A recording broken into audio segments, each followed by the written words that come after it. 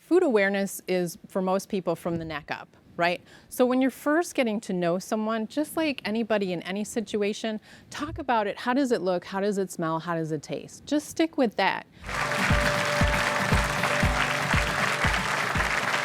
Hi everyone, welcome back. You are watching the Dr. Nandi Show, and we are talking about the vegan lifestyle. I'm here again with Lainey Friedrich, a vegan coach. And Lainey, we were talking about some of the nutritional aspects, but you know, one of the things that we didn't talk about, and we were talking in the break, is blood tests. You should really talk to your doctor, healthcare professional, and get some blood tests. Talk about that if you could, please. People always say, what should I supplement? How much should I supplement? It depends on where your own personal blood is at that point. So vegans need to supplement their B12, but how much you supplement depends on where your B12 is to begin with. Many people just generally need to supplement their vitamin D. How do you know how much to take? You don't until you test your baseline. That's a great point. So I always tell people, get your blood work done before you start supplementing. And the reason why she's mentioning B12 and vitamin D, often you get that from animal sources. So if you're a complete vegan, it may be difficult for you to get vitamin B12 and vitamin D. And if you live in the part of the world where the sun does not shine, aka Michigan, then you should get your vitamin D level no matter what, but especially for vegans. I appreciate you bringing that point up.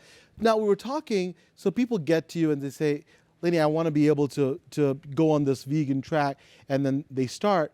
But really, it's important to keep them on. What kind of techniques do you use to keep people on the right track? Right. It's about planning. You have to plan ahead. You have to plan if you're going to be out and about for the day, like you mentioned, what snacks that you want to have in your car. If you're going to an event, you want to call the venue ahead of time to find out what food they may have there.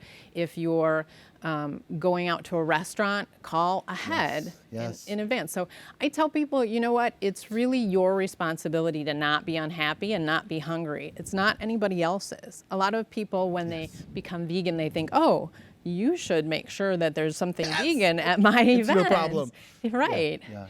And then what about showing them, giving them the options in front of them? Because people have never thought about, for example, vegetables as a main dish, right? In Western civilizations, Western culture, it's always the side dish. I had me some meat and potatoes. I had a big juicy something and a little bit of cauliflower. Now, you got to have the big juicy cauliflower and nothing else. How do you make that change? Right. Here's the first thing I explain to people is that everyone's vegan.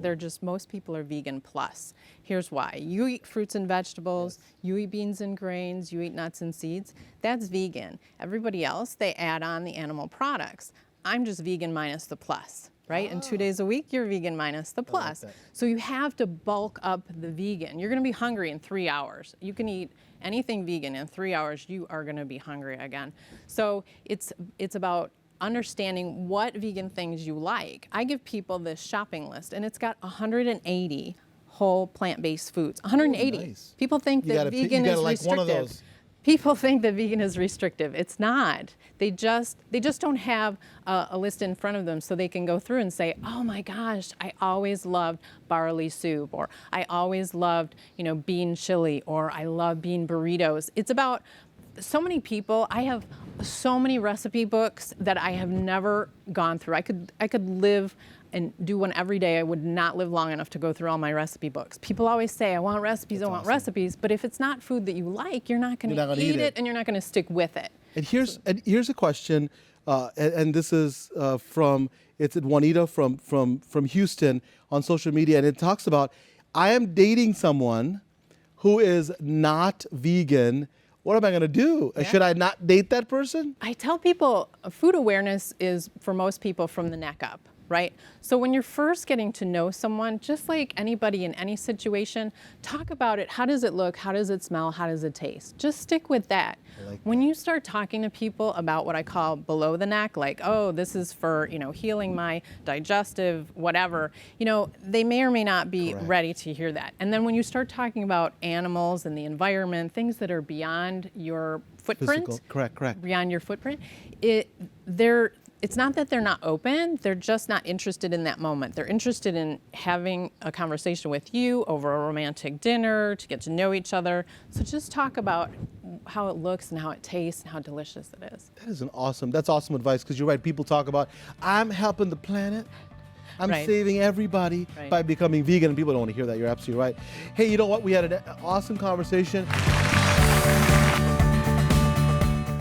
Hi everyone, I'm Dr. Partha Nandi, and if you enjoyed that video, you're going to love the next one.